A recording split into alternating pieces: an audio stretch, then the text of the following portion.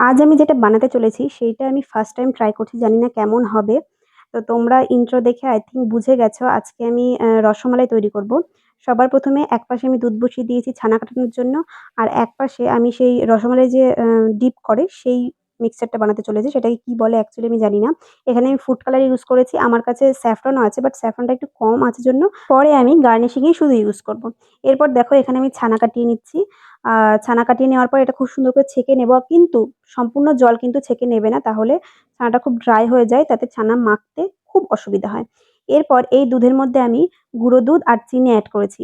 দেখো এখানে আমার একটা প্রবলেম হয়েছে। প্রবলেমটা হচ্ছে গুঁড়ো দুধ যেহেতু আমি ডিরেক্ট এড করেছি, গুঁড়ো দুধগুলো দলা বেঁধে গেছে। তোমরা এটা করো না। তোমরা অল্প একটু বাটিতে দুধ তুলে নিয়ে তার মধ্যে গুঁড়ো দুধটা আগে মিক্স করে নিও, তারপরে এড করো। আচ্ছা, এর মধ্যে আমি ড্রাই ফ্রুটস গুলো এড করেছি কেটে। তোমাদের কাছে যা এভেইলেবল হবে সেটাই এড করো। খেতে ভালো লাগে। জাস্ট না যদি থাকে তাও কোনো অসুবিধা নেই, না এড করলেও হবে। এরপর ছানাটাকে খুব সুন্দর করে কর্নফ্লাওয়ার আর চিনির গুঁড়ো দিয়ে মাখিয়ে নেব। কর্নফ্লাওয়ারটা বাইন্ডিং এর জন্য দেওয়া, তোমরা চাইলে স্কিপ করতে পারো। এবার দেখো আমি শেপ দিয়ে নিয়েছি। তোমরা ইচ্ছে মতন শেপ দিয়ে নিও। কেউ লম্বা শেপ দেয়, কেউ গোল শেপ দেয়। আমি গোলটাই আজকে প্রেফার করলাম। তো এরপর দেখো আমি চাশনি বানিয়ে নিচ্ছি। এর মধ্যে জলে দিয়েছি চিনি, চিনির গুঁড়ো আর এলাচ গুঁড়ো। আর এলাচের দানাগুলো দেখো ওপরে ভেসে এসেছিল, তাই আমি ওগুলোকে ছেঁকে তুলে ফেললাম।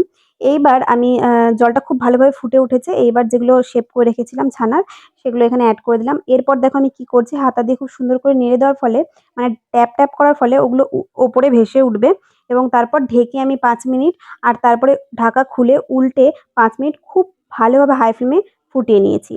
আচ্ছা, তোমরা আমাকে জানিও তো কমেন্ট বক্সে তোমাদের কি মিষ্টি ফেভারিট? আমার কিন্তু রসমালাই খুব ভালো লাগে। তাই আমি আজকে সাহস করে ট্রাই করতে গেছি। জানি না তোমরা ফাইনাল রেজাল্ট দেখো। দেখে আমাকে অবশ্যই জানিও। আর দেখো এগুলো ফুলে ডাবল হয়ে গেছে। আর যখন এটা ফুলে যাবে তখন কি করতে হবে? গ্যাসের ফ্লেমটা একদম বন্ধ করে দিয়ে ঢাকা দিয়ে ১০ মিনিট অন্তত ১০ মিনিট রাখতে হবে। তোমাদের হাতে সময় থাকলে তোমরা ২০ মিনিটও রাখতে পারো। তারপর ঢাকা খুলে আমি এগুলো থেকে যেই চাসনি ছিল সেটা বের করে নিয়েছি, ছেঁকে নিয়েছি। তারপরে দেখো এই মিক্সারটার মধ্যে মিশিয়ে প্রায় ০.৫ ঘন্টার মতন আমি এখানে রেখে দিয়েছিলাম ঢাকা দিয়ে। তারপর এখানে পরিবেশন করছি। আর ওপর থেকে স্যাফরন দেওয়ার ফলে কালার ছেড়েছে। কি ভালো লাগছে দেখতে এবং খেতে তো অসাধারণ হয়েছে। তোমরা বাড়িতে অবশ্যই ট্রাই করো। আমি ভাবিনি যে আমি এত ভালো রান্না মানে এইটা অন্তত করতে পারবো মিষ্টি।